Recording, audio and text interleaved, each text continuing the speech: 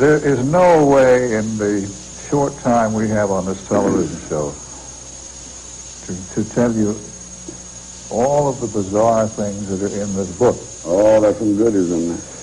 But I do want to talk a little bit about Muscle Shoals, Alabama. Oh, my goodness. And the mob. You felt, well, I read where your manager felt the only way to control you was to give you cocaine. Probably so. He knew I would come back, and he could control me that way. I'm sure he might have had that in mind, yeah. Somehow you fell in with the mob, or your manager fell in with the mob. A lot of this, Nancy found out, and which I did too there after I started knowing what was really going on. But right at first, when I went staying there and being managed out of there, I didn't know that they were actually into that stuff. I was still getting my source from here. Okay. But come to find out, which Nancy found out long before I did, that these people that was right around me, working with me, all at the same time, was selling the fire out of that stuff, you know. They didn't and people were getting killed all around there, you know. They didn't want Nancy to have control of you. They Right. were trying to cut her out of your life. Right. So they could control you. Didn't they put a life insurance policy and buy one on your life? Yeah, they had me go get a physical, and like I could pass anything like that at that time.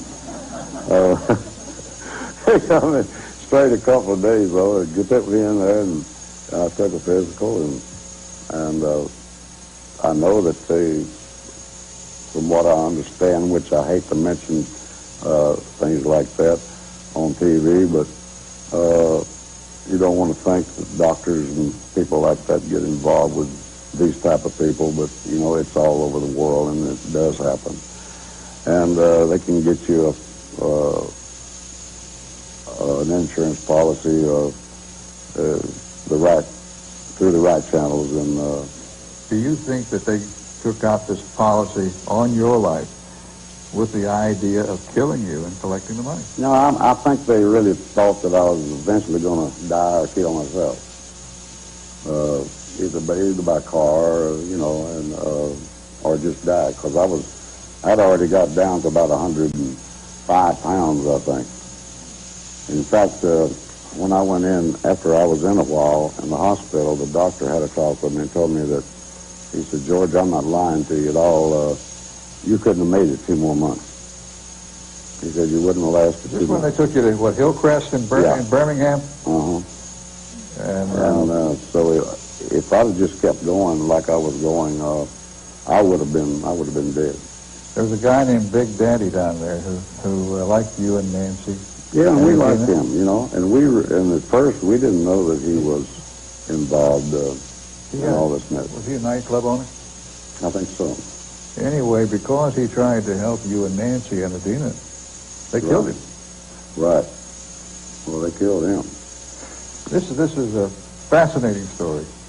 And to get all of that, you're going to have to read the book. I have another tape I want to show you, and I'm going to play it because, George, it shows you at your worst to graphically illustrate what we're talking about that they'll find in the book. Right.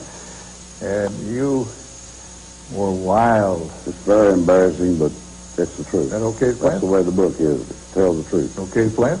Sure. This is down I-65, just south of Nashville in 1982.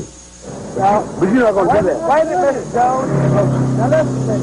I didn't know he's back there. He just pulls up. Now, I ain't going to have you start no mess with him.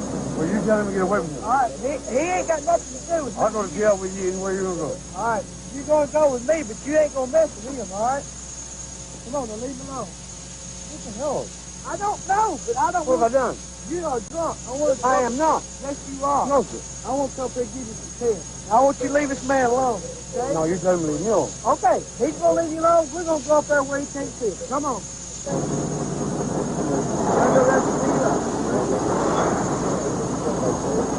You want to lock the fire up? Listen. You don't want to lock it up? No, we will run. Okay. I have a tough book. I ain't got nothing. What's that right there? George, hey, come on then, George. You make a real ass of it. Wait a minute, Dave.